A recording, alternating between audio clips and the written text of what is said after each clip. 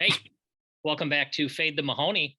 We're going to recap the entire SoFi series. We're going to focus mostly on game three.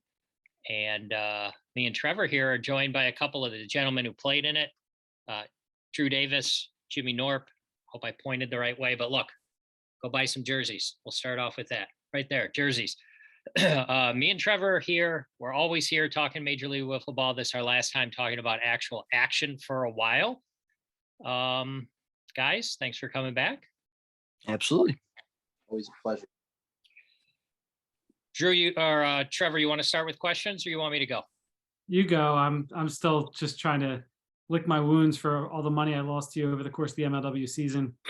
Oh yeah, I forgot about that. We're mostly a gambling show. We only had one bet this past series, or this past game. We talked about setting the over under really high at 6.5. I took the over. I continued to run hot in a game that clearly should have gone under, but I won again. It's blasphemous how many times that happened during the season where the game should. I'm just so happy the season's over, only from a betting perspective. Did either of you end in the black, or were both y'all in the red? I lost a lot of money. Basically, Mike's daughters are going to college because of MLW sports wagering. Love to hear that. If the Fade the Mahoney accounting department did all the numbers, I think I may have won 4 figures betting on wiffle ball that is pre-recorded and then shown on YouTube weeks after it's played. It's like that. Did you guys hear about that? That fake cricket league in India that people put on, and like there was a bunch of Russian mobs betting on it, and then like they found out it was fake, and all these people got arrested. That's basically what Mike Jojo did to me. Yeah, you gotta check it out. Like they pre-recorded cricket games and made it like a season, but it was all fake, and they're like these Russian mobsters thought it was real. It was hilarious. Wow, that's great. Let's just make it clear to everybody: neither Trevor nor I, specifically me, because I did really well. No, we had no information beforehand. We have no idea who won what games or whatever. We set lines and we gamble on. All right. Okay. My first real question. It's going to be for both of you, but I'll do it one at a time. Drew, why'd you go with Sawyer in game 3?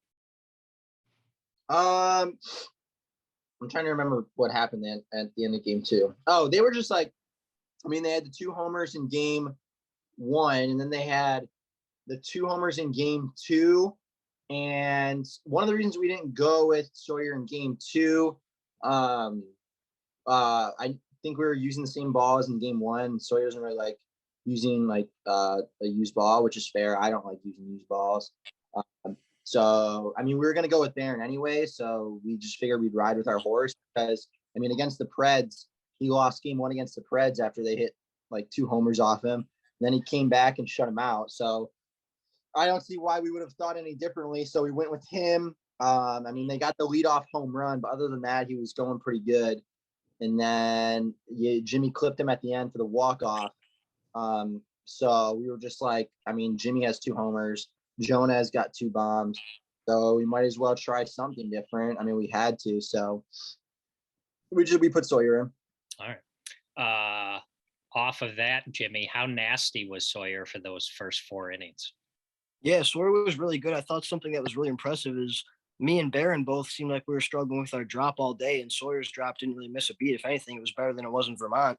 He kept us off balance a lot for those first couple innings, and he does a good job hiding his arm slots too. He throws kind of like a straight fastball, but it's also out of the same arm slot as the drop, so it really throws you off sometimes. And he was good. Even in the last inning, he was where we started being up on him a little bit. He was still good. We just kind of adjusted.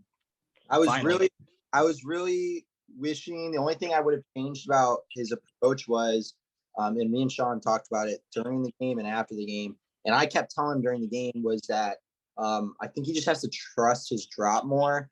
I know he tries to use it as like his strike 3 pitch, but I personally think he could use it as like his number 1 pitch and throw it more than he does.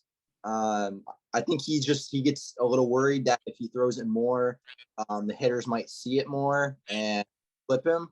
but I personally think it's such a good pitch that like he could throw it, especially since he throws from different arm slots. He could throw it more than he does and get away with it. But like he's a rookie, he'll learn. He's still pitched great. Yeah. All right. The other flip of the coin then, Jimmy, why this guy? Why Jonah in game 3? Well, for one thing, I just figured, say I throw game 3 and the Cobras win. Now I feel like I kind of also have to throw game 4 just because the series becomes more intense. And then obviously, if you lose game 4, I got to throw game 5. So if there's ever a game for me not to pitch, it was going to be game 3. And say we lost that game with Jonah pitching. Now the Cobras haven't seen me for a while, so I'd be good to go again in game 4. I also want to throw a lefty at him too. Just they haven't seen a lefty. Drew hasn't seen a lefty, and I don't even know how long in this league, and neither of the Cobras really, because Jonah's really the only one right now. And how tough was it? His stuff looked pretty good, wasn't it, Drew? Yeah, it was also really tough for me because like I know it got heard in the video. I got put. I think I felt like I was in some tough position because I was getting ahead 3-0. Like I got ahead 3-0, like 4 at bats, and then like I was obviously gonna take when it's 3-0. And so like it happened like 3 at bats in a row. I went up 3-0. The 3-0 pitch was right down the middle, and then the 3-1 pitch flipped the top right corner, and it literally was like the exact same 3 at bats.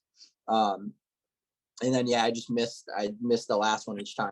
So it definitely is an adjustment. Seeing like I think it's like my first time seeing lefty in wiffle. I felt like I was like seeing him well. I wasn't swinging. I wasn't pulling the trigger as much as I think I probably should have. I think I probably should have been swinging 3-0 more. Trevor, you're up, man. We weren't getting a lot of base runners like the entire series. And so like when I got to 3-0, I was kind of like, I got to take until I get a strike, because if I can't pass up a walk with how little we've been getting on base. So. Got it. Trevor, what do you got? Drew, did you switch up things a little bit too with your stance, it seemed like, also, and maybe like choking up on the bat a little bit more, it seemed like?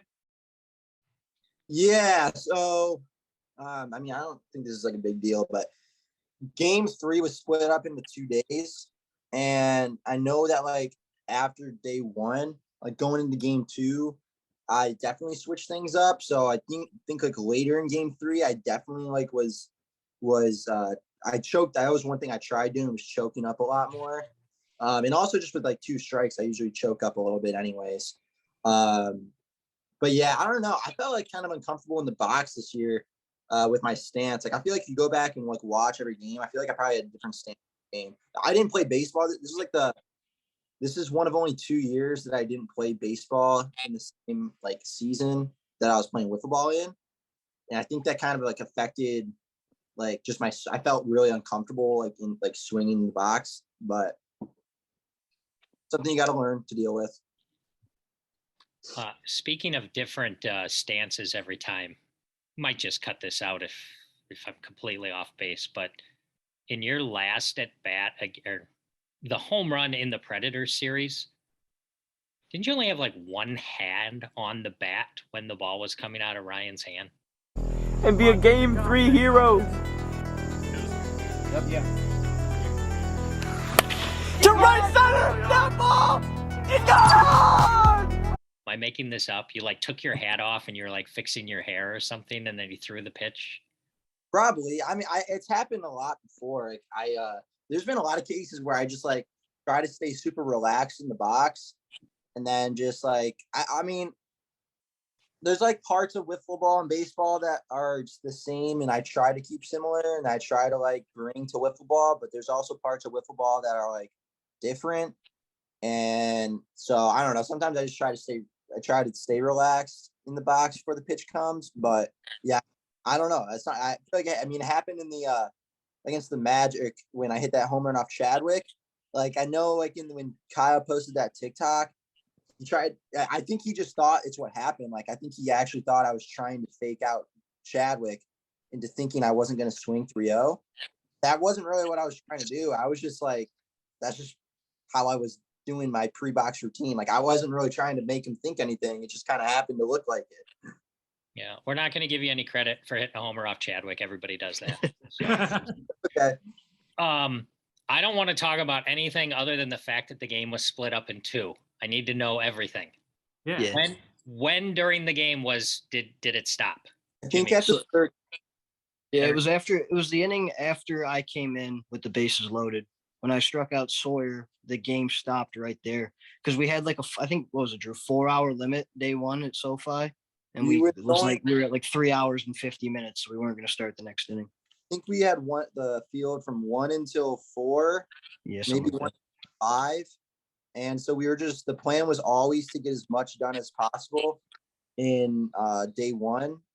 Obviously, if we had like 30 minutes left, we weren't just going to start game 4. But we wanted to get as much done as possible. And yeah, I mean, I don't know why it took so long because none of the games I felt like none of the games went to extras besides game 3. So I don't know what happened, honestly. I think we were just, I don't know. So what happens? Do you guys tear down the field? Yeah. Tear down the field. Everybody leaves. Both teams go out to dinner together. Yeah. Do we get any sleep that night knowing that it's tied going into extras? Cobras had a little party that night, if I'm being That explains a lot. We so the night before we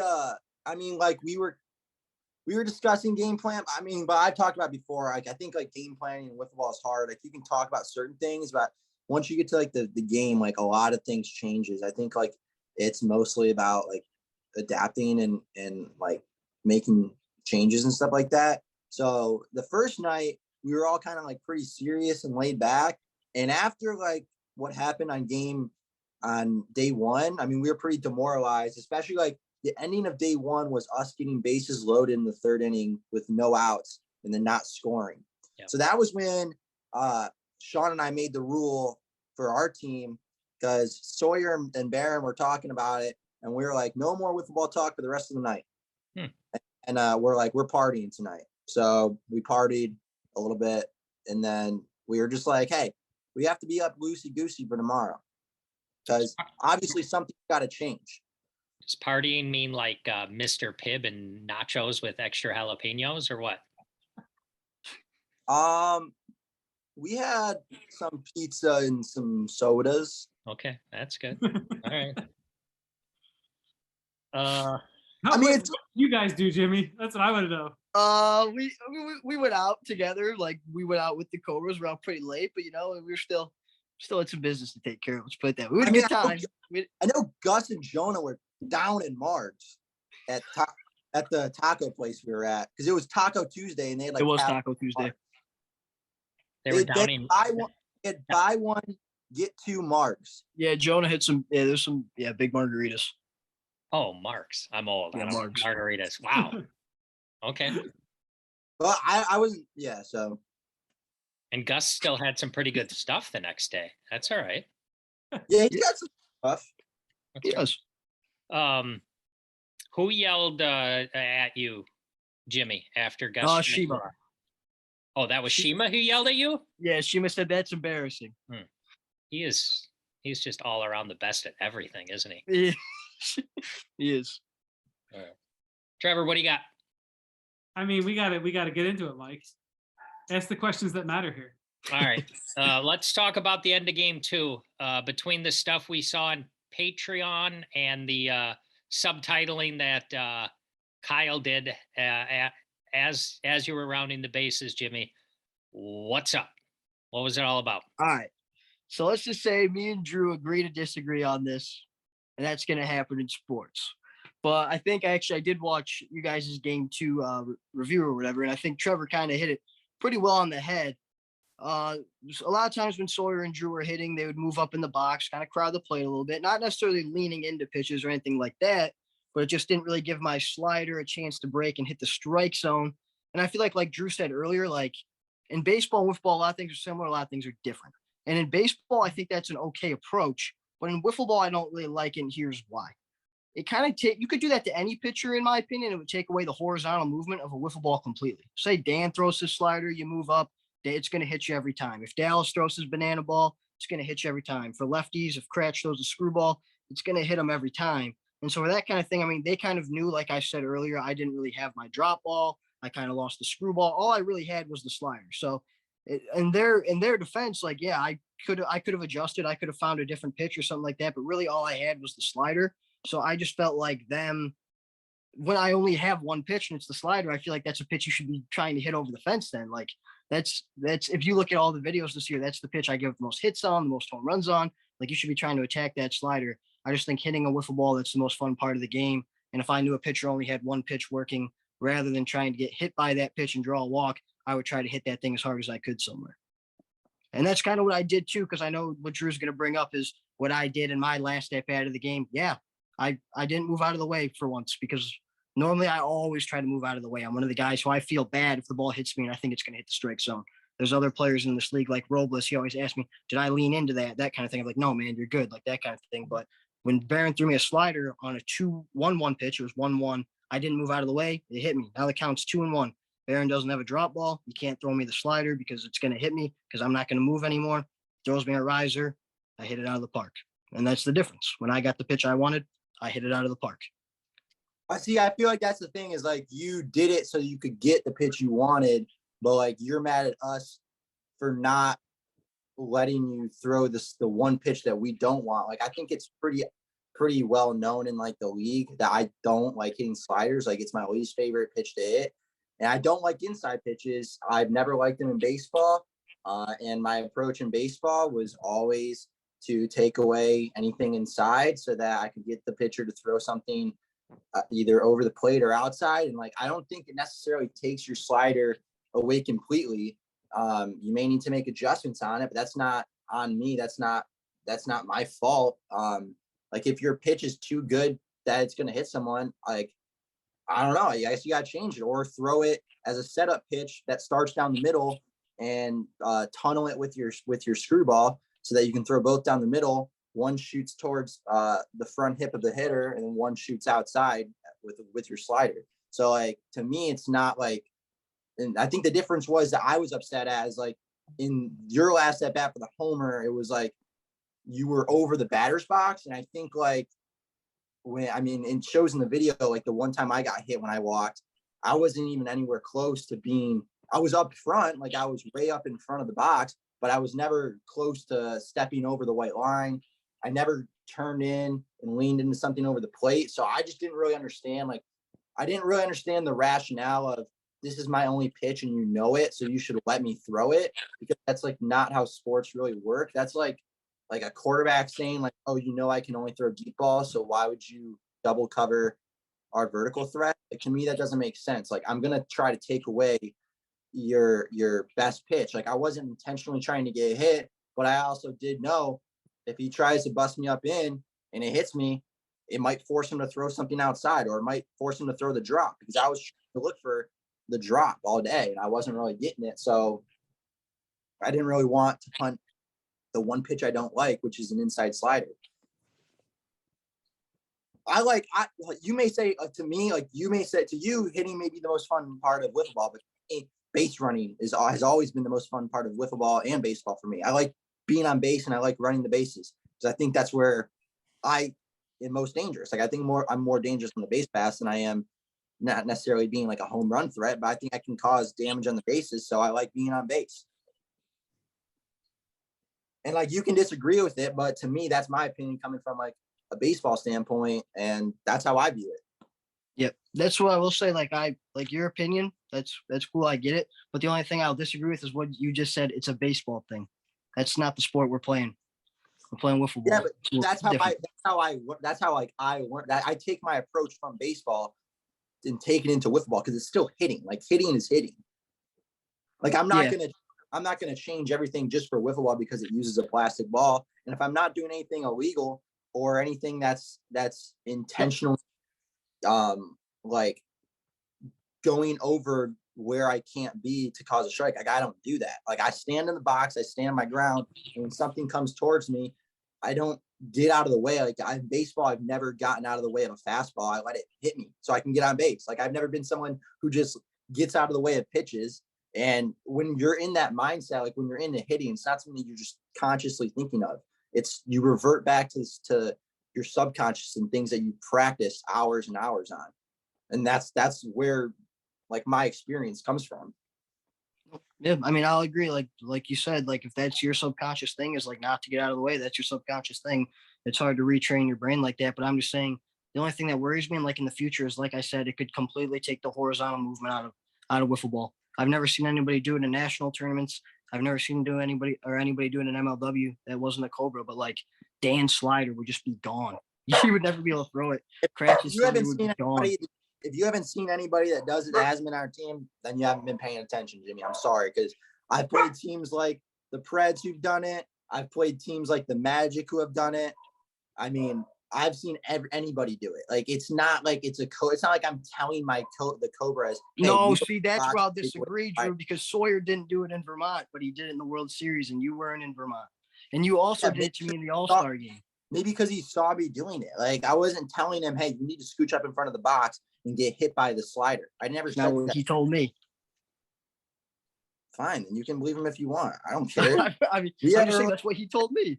At the end of the day, I wasn't doing anything wrong, and I think I agree. That's why I told Tommy afterwards, everything he's doing is in the rule book. I just don't like it and wouldn't do it myself. But like I said, you're right. But you did everything do it you did was legal. But you did do it yourself. Like that's the thing. Like you say, you try to act self-righteous and stuff like that, and say like, oh, I would never do this. But then you did do it. Yeah, well, it's because you guys were doing it to me. But the difference was when I did, I hit the ball over the fence. Exactly. So you can see the advantages of it.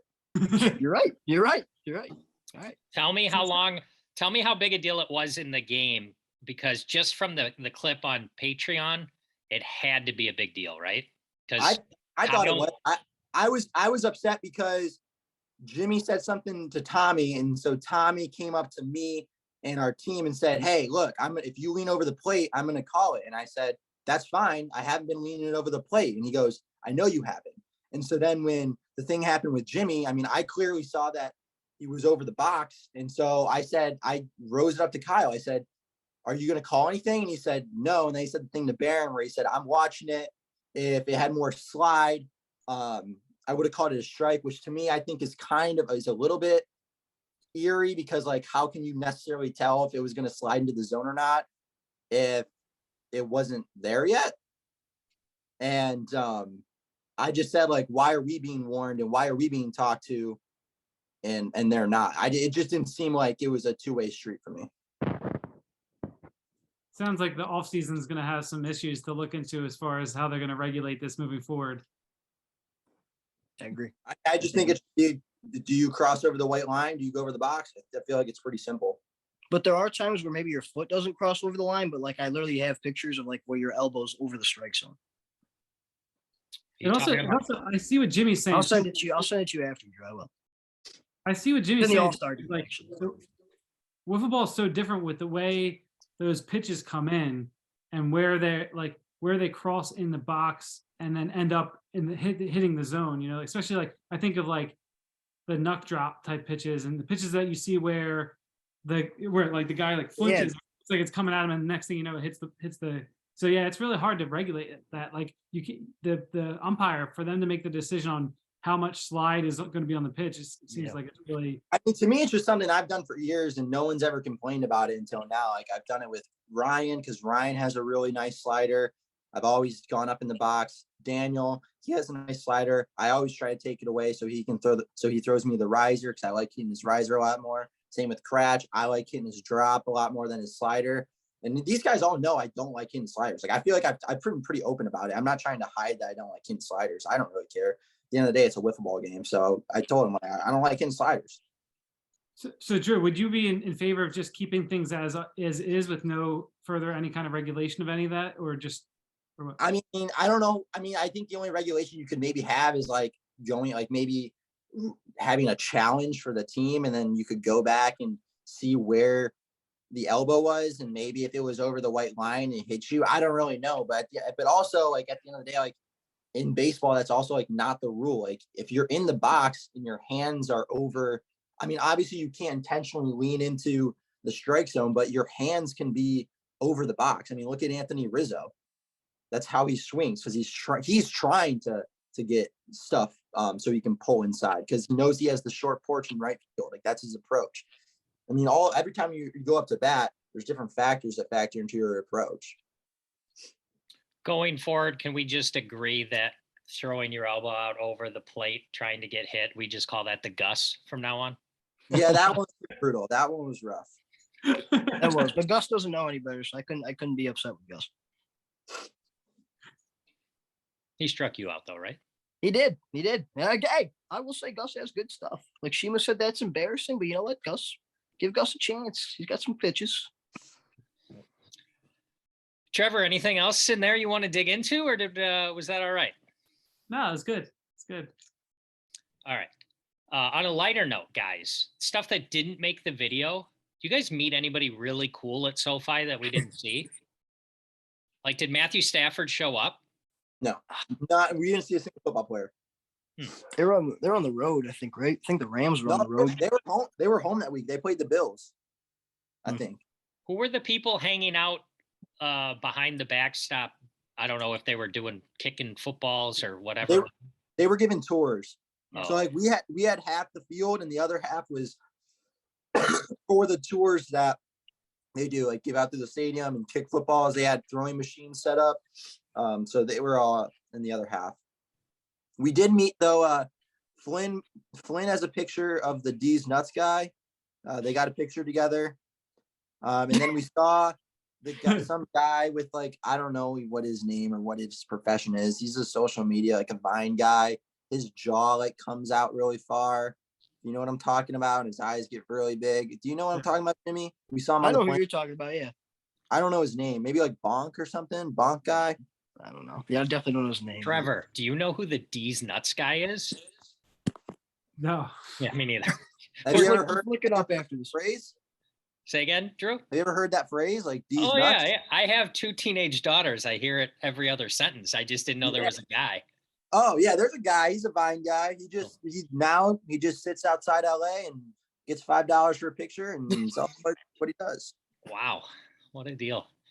Was that the first time you guys were both to California? Yes.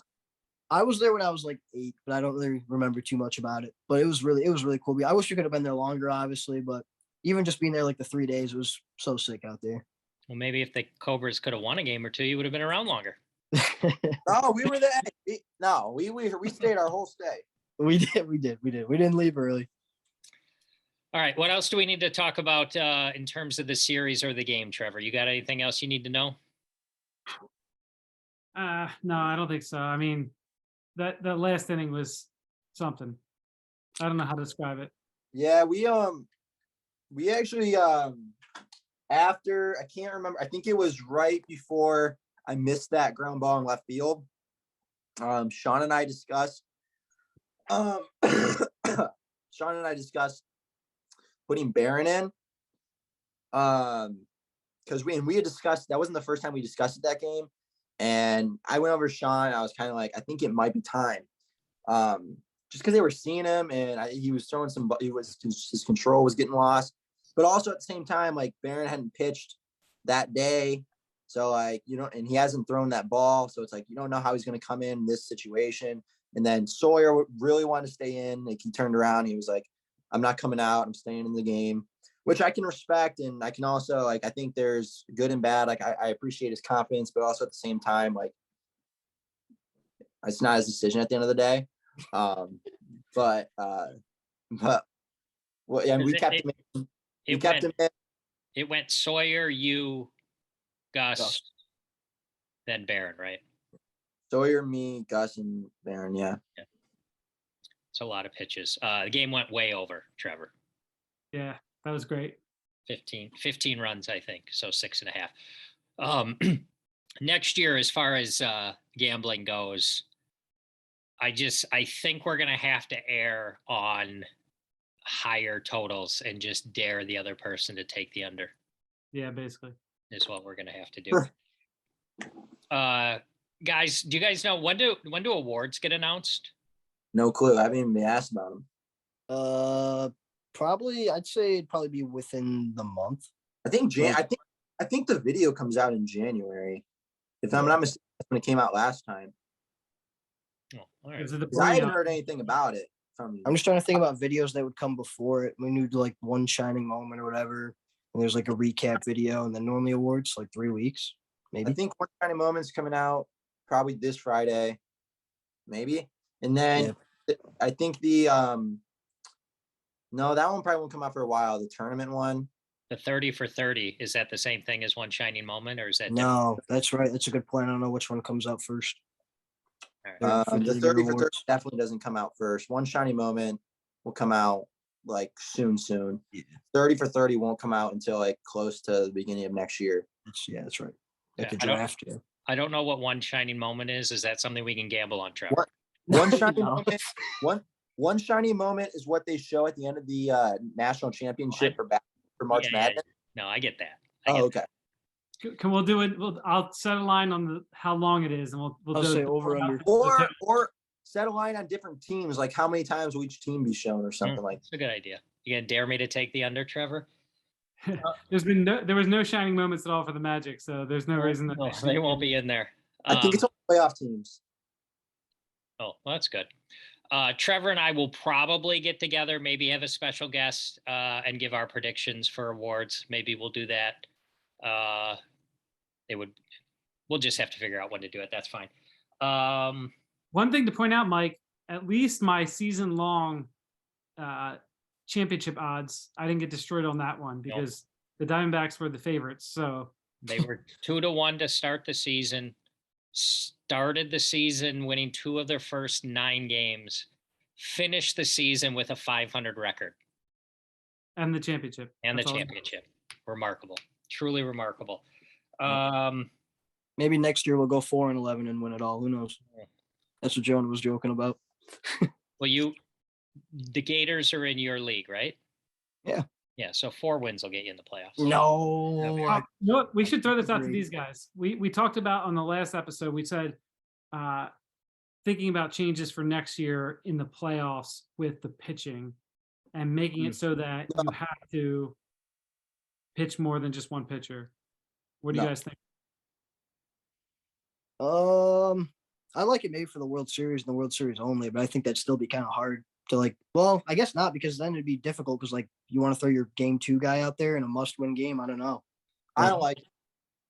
Yeah, I'm fine with it either way. Honestly, if it stays the same, I'd be okay. If it changes, I'd be okay with it too. Drew, I why? feel like we've gotten to the point now where like in a 5-game World Series game, like you're not going to throw the same guy for 5 games, and if you do, that's kind of like it's a deficiency for you. Like it's not going to help you out throwing the same guy 5 games. I mean, you want to have a second pitcher to throw like one or maybe part of a second game. I don't think you need the rule to regulate it, and like I think it just makes people want to see the best pitchers. Like I feel like if you did it's like in MLB, like if you made it so like there's a reason that each team's ace throws on like 3-4 days rest. Like there's a reason for that. It's because you don't want to see freaking whoever Matthew Boyd out there. I don't know the Tigers have. I couldn't think of any number 5. All right. I'm just a fan. Jimmy, if you guys lost game 2, who was pitching game 3? Ooh, good question. I probably still would have went to Jonah, man. I trust him in the World Series. I do. He actually threw the ball pretty good, except that last inning he got into some trouble. And just like Drew said, Jonah talked me out of it too. Jonah walked the first 2 guys, and I wanted to get him after that. He said one more, and then he walked to load the bases, and then I went and got him. So could have been different if I would have gotten him 4. That's the one mistake I think I made this series, was not getting him right there. But he threw the ball pretty good though. His riser looked really good. It was like the only pitch he was really throwing, but it was the best I've seen in a while. So if you want to hear some real hot news, always. I was probably starting game 4 if we won game 3. Nobody. No, you what? Nobody. All right, here's what. No, Drew, I gotta ask you. You warmed up to pitch after every game, and our mind was blown before Sawyer even got the chance. You were warming up before Sawyer. Were you actually ever gonna pitch? Yeah. Oh yeah. If we won game 3, I was straight up pitched to start on game 4. I don't know how long it would have gone. Well, I was unless we used the same ball from game 3. Well, because like when I went in for Sawyer, by the time we went in, I don't know if you noticed it. Maybe you didn't. I don't know. Like because I know it's different for pitchers that like do arm motion on their pitches, but I feel like if you are grip dependent, I mean, you guys smashed Sawyer. I think you guys had like 6 runs off him by the time I went in. So the ball was a little bit beat up. And so like my drop wasn't working at all, like in warmups, but like in the warmups after game 2 and stuff like that, it actually wasn't too bad. So like I was looking at going in for game 4, but because I talked to Sean about it, and they had seen Barron like really well game 1 and 2, and they were seeing Sawyer too. So I literally told Sean, I was like, we're gonna win this World Series. We're gonna need a miracle. And I'm like, that miracle is gonna have to be me getting like 1 or 2 innings of shutout ball. I wish there was an alternate universe where we could have seen that happen. Yeah, me too. I have to ask the question of the guy who would be in the batter's box, Jimmy. Who would you rather face in game 4? Would you rather Drew. face Drew or Gus? Oh, Drew. That took you a while, though. I think Gus is good though. Like I actually think Gus is good. Like that's I what know. about Drew. I think Gus is solid. I know. Gus was the star of the all fun game, and I mean, his stuff looked pretty good. And Drew, I thought you had mentioned at some point earlier that you don't actually throw strikes anymore. Isn't that what you said? I mean, yeah, in the beginning I wasn't. I did some throwing. Part of the issue is like when I don't play baseball during like wiffle ball season, if I'm not throwing like constantly, my arm is just not conditioned to throw like anything.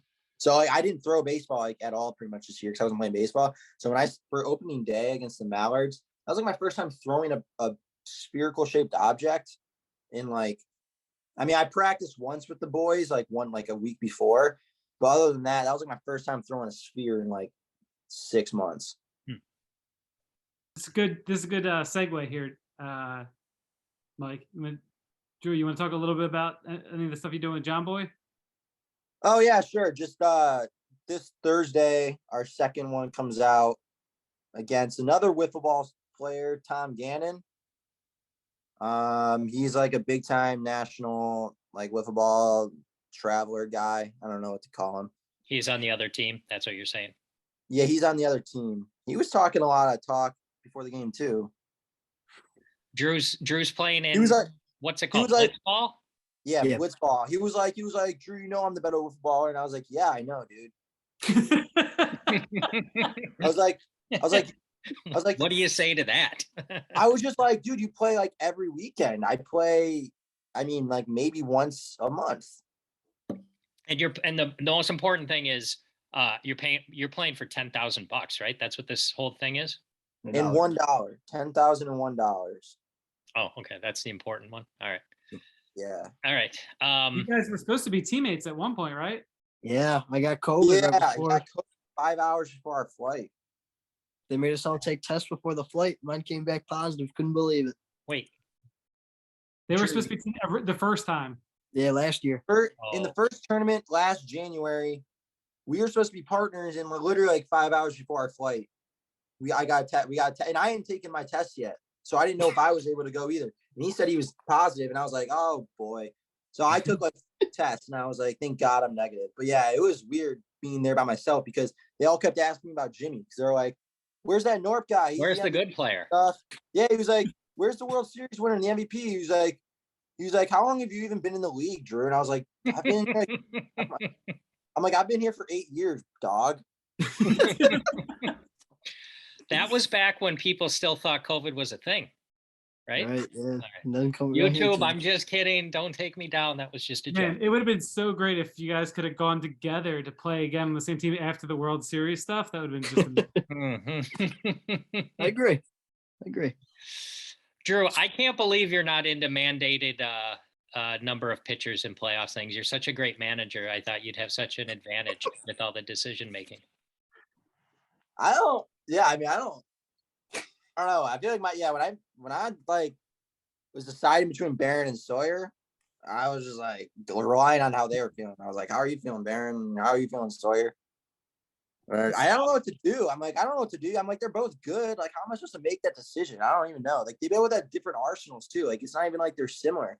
And I was like, and they're different people. Like Barron's so calm. Sawyer, and one's 17 and one's 24, 23. So it's like, it's weird managing those two. Like, it's so weird being their manager.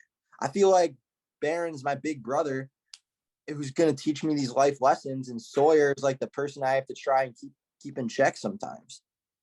The And weird, no matter what you do, you're gonna get shit no matter what you do. People are gonna criticize all your moves no matter what. So you're kind of yeah. losing. If I could go back and do it, I would have put Barron in that one in that one inning. But like at the end of the day, like it was a lose from like if Barron comes in and like does something bad, I was gonna get criticized. If Sawyer stays in, does bad, I'll get criticized. Like it's whatever. Yeah, you're screwed. It comes with the role of being a manager. I criticize you after every series, Drew. I'm very consistent. That's okay. I've gotten a lot better at taking it. I was like really bad at it when I was like 14. So how about for next year, Drew? You back next year? What's the plan? Yeah. Well, we'll see. Potentially. Depends on what happens with school and stuff. All right. Well, if you need a new team, we're gonna try to form a team in MLW. Hopefully, we can get a franchise, and we would need a captain. We'll take Drew as our captain any day. I don't want to like not that I'm going to because I like wouldn't do it, but I like want to like see what it'd be like on a different team. Like I just feel like that'd be fun. Yeah, I got you. To like not be manager and just be like, I don't know, just walk up and like hit and field and stuff. Jimmy, would you trade Trey Flood for Drew Davis? No, but that's not a knock on Drew. I'm telling you, I think Trey's gonna be really good. I do. Yeah, that's a dumb trade, honestly. Why would you trade pitch for someone who can't? I said in the Discord today, I think I might like my top 3 locations if I wasn't on the Cobras would probably be like the Predators, the Eagles, and the Gators. Gators are tough though, because I don't think I mesh well with like Chadwick and Cheatham and Jorgie because they're all like best friends. Yeah, but they don't like you at all. No, I don't think they do, honestly. Like I think like Jorgie does, maybe, but like I couldn't be positive. And then like I like Zerlag. I want to play with him. If I could create a team, I just want to be on a team with Zerlag and Caden. We'd be a force. good guys. We don't have any pitchers, but we'd be a force. Get Zerlag in there pitching lefty. Exactly. Wow, this thing went totally off the rails at the end. Jimmy, anything else important you want to say? Anything I didn't cover that you'd like to cover? You know, just to all the loyal D-back fans watching who stood with us this whole time. I appreciate it. We'll be back next year to try to defend it again. So it's not gonna be easy, but it's gonna be fun. We should probably officially from Fade the Mahoney congratulate you and the Downtown Diamondbacks. You were the preseason favorites. You tried your best not to make the playoffs, but you did, and you won it. So congratulations. It was a lot of fun to watch. What's the go-to victory order at Chili's? That's got to be the 3 for $10 with the chicken bacon ranch quesadillas. You get a margarita with it, good stuff, and then the loaded potato soup. God, you learn something every day. Yeah. Drew, anything else we got to get out of you or anything you want to talk about before we say goodbye? We covered a lot. OH. IO. Got Got it. Go. Got it. Big game this week? Cobra fans, like whatever, be you. I don't know. Our fan base is whack.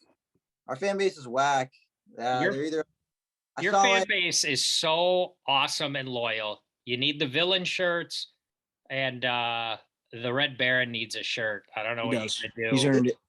It's conflicting, Mike. Like for like a long time, like well, obviously like the first I would say the first 3 years in the league. I was like young. I was like 14, 15, and 16. And so I was like really into that villain role because it was like, I wasn't even like into the villain. I was just being a 14-year-old playing with a bunch of like older guys. And then like 2019 rolled around and I was like, this sucks. I don't want to be the guy everyone hates. And then like, I don't know, I can't get rid of it now. So I might as well just like embrace it. But I kind of wish it wasn't, but like, I feel like I've tried being a good guy at some Yeah, point. But then you know what? You drafted Sawyer though. Yeah, you too, don't and have he to fits do right in. you So. don't have to do anything. That guy will carry all the weight. I know, You don't and I have to feel do anything. like I feel so bad because and this like sounds weird probably, but like I like see not him and me, but like I see what's happening with him, and like I can just see down the road like what is in for him, like because it's the exact same thing that happened like with me, and like I feel so like I've tried so hard on social media with people in the league to like understand Sawyer more, and like, I don't know if it's working or not, but like I feel so bad for the kid because like he's just trying to have fun. He's just a young high schooler, and like sometimes it's too much, and I know that, but like also at the same time, like when I was a 17-year-old, I was a freaking idiot. So I think we all were. He seems 100% authentic to me. I think he's being him. It's super entertaining. Nothing he does is literally like, I think that's the difference is like, I'm kind of like I think I'm a different person like on camera than I am off camera, but like he's like Sawyer, like it's who he is. Agreed. Yeah. He seemed to be, I think he was wearing shades inside the building the other day or during. Probably. Yeah, that's just who he is. Jimmy, do you guys hate that guy or what? No. I'll say this right now. Off the field, love all the Cobras. On the field, it's going to be a different story. But off the field, good guys, love them all. We get along. Sawyer, we talked after the series about, we were chirping back and forth. It's how it goes on the field. But off the field, we can talk. We're all right. At the end of the day, it's an entertaining product. It's like WWE. It's the same thing. Like you have to have heels, you have to have heroes. It's the way to be. It's the way to entertain. I love it. Yep. Been trying to get off this for like the last 20 minutes. It's the longest show ever. What I don't know anything about a lot of stuff. What are fake snakes? What was that all about? Oh dude, like 3 years ago when Jimmy was literally Jimmy's the only person. It was my first game ever. It was his debut game. He was a rookie. He's the only Diamondback still on the team from when I said it. But it was the Diamondbacks, I think, second year in the league. They were coming off like just an atrocious year of wiffle ball. And we were playing them for the first time ever. And just in my interview, I was just like, I think I said, like, I don't know why they're here. I don't know if they expect to compete with us, but they're like the poor man's snakes and we're the rich man's snakes. Who's the poor man's snakes now? Oh no. And like, I think like Casey said something in the interview, and I know he's trying to have fun, but I was also like, you ain't on the team, Casey. I wasn't talking about you. I was talking about those bums that used to be on the team. I had no idea. I just remember him saying fake snakes or whatever. And snakes. That's a hilarious series. You should actually go watch it. It's opening. It's like our first game of 2020. We swept, like we went 3-0. We looked like, I think like in the power rankings after that game, we were literally like the #1 team in the power rankings. And then we pretty much lost every game. Every series. Every game. Every game. I think we won one game after that. Like we started off 3-0. We were balling. And we sucked after that. Brendan Schultz even pimped a homer. You did. It just makes me happy that the whole thing is because of something you said, Drew. It seems like a perfect way to end it. Unless anybody's got anything else to add, we should probably wrap it up. We good? Good. It's been great, guys. Thanks. Drew, Absolutely. Jimmy, you guys are the best. I appreciate you guys always being so generous with your time. Great season. Trevor and I will probably be back with some other stuff in the near future. Drew Davis. Sup? Knorp. Oh. Thanks for coming by. Good game. Absolutely. Everybody. See you guys. Later, boys.